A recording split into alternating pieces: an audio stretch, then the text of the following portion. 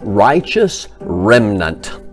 Romans 11:3, Lord, they have killed your prophets and torn down your altars, and I alone am left, and they seek my life.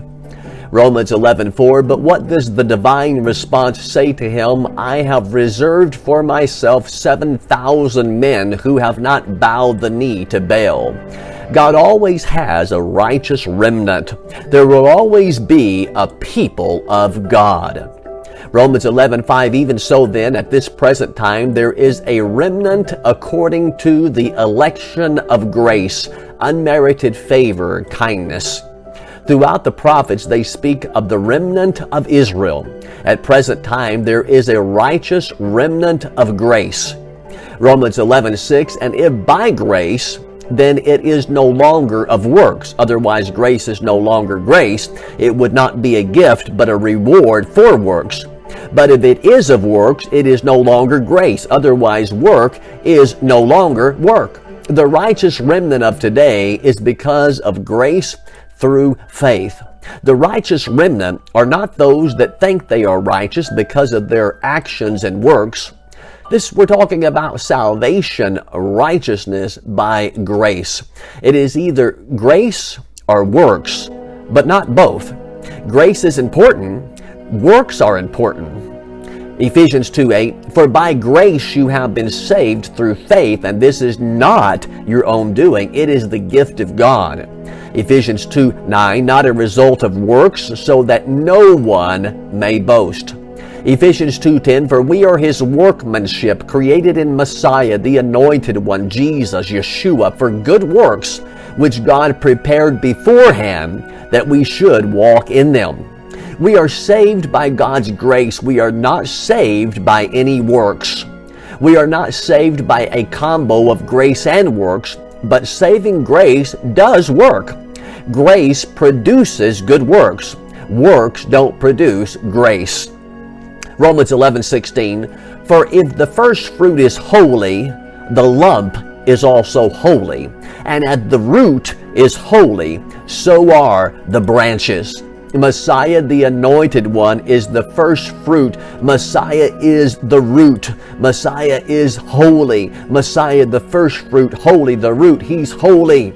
We are holy because of our faith and identity with the Holy One. We're not holy because of things that we do in and of ourselves. We're holy because of Him, the Holy One, Messiah. Romans 11:17, and if some of the branches were broken off, and you being a wild olive tree were grafted in among them, and with them became a partaker of the root and fatness of the olive tree. We are grafted into Messiah. We are holy because of Messiah. We're grafted into the great plan of God, the great plan of redemption and salvation. Romans 11:20, well said, because of unbelief they, Israel, were broken off, and you Gentiles stand by faith. Do not be haughty, but fear. Romans 11:21, for if God did not spare the natural branches, He may not spare you either. Once we are saved, we're not always saved no matter what, though that's a popular teaching. Romans 11:22, therefore consider the goodness, grace, and kindness, and severity of God on those who fell, severity, but toward you goodness, grace, and kindness, if you continue in His goodness, grace, and kindness. Otherwise, you also will be cut off. If we don't continue to believe and continue in the grace of God, we will be cut off from God's plan of salvation from Messiah. Romans 11:23. And they also, if they do not continue in unbelief, will be grafted in, for God is able to graft them in again into His great plan. Romans 11:32, for God has consigned, pinned up all men to disobedience, only that He may have mercy on them all alike.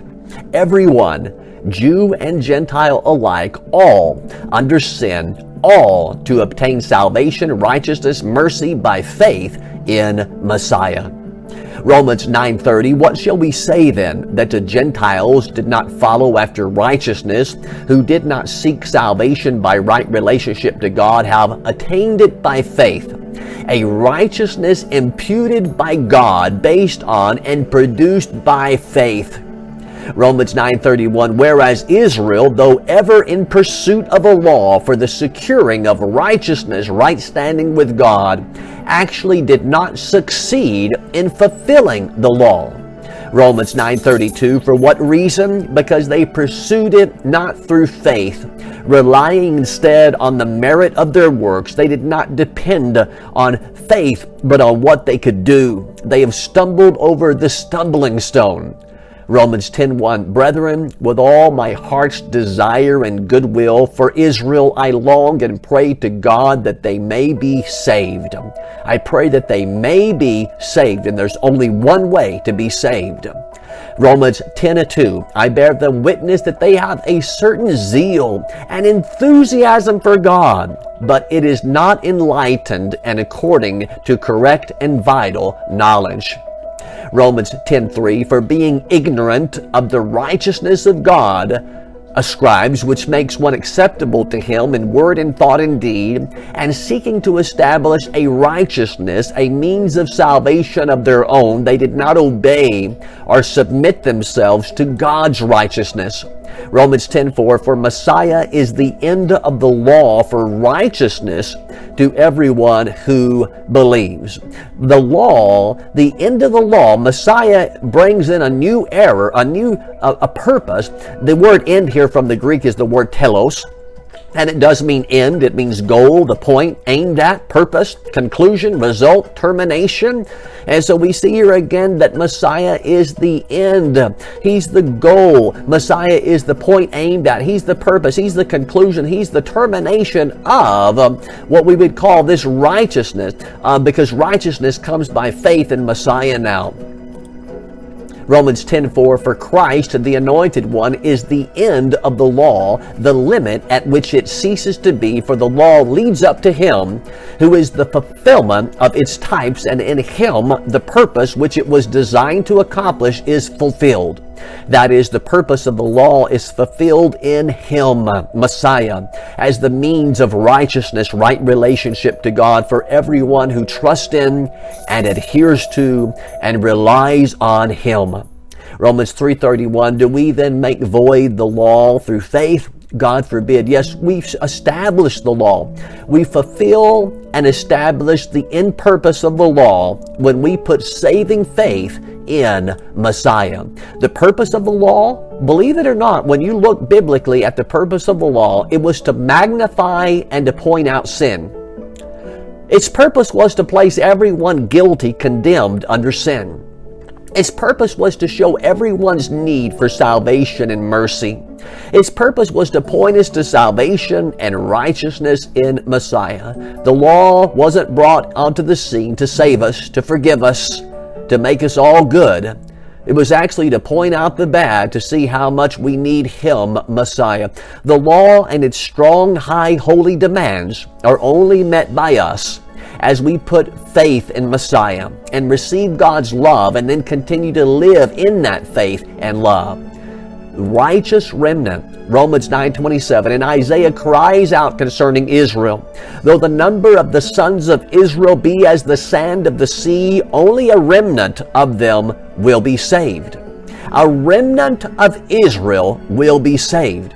Romans 11:26, and in this way all Israel will be saved, as it is written, the deliverer will come from Zion. He will banish ungodliness from Jacob.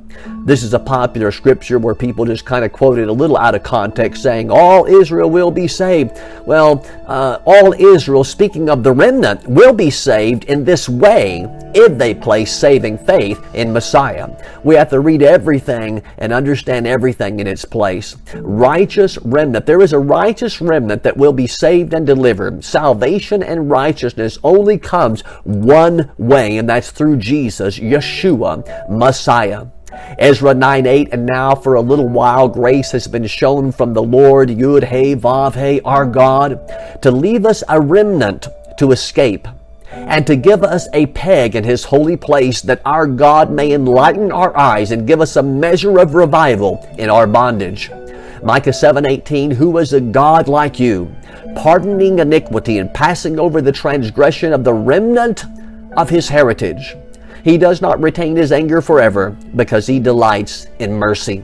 Zechariah 8:12, for the seed shall be prosperous, the vine shall give its fruit, the ground shall give her increase, and the heavens shall give their due. I will cause the remnant of this people to possess all these. The righteous remnant. Be part of the righteous remnant and receive and believe and trust in Messiah today.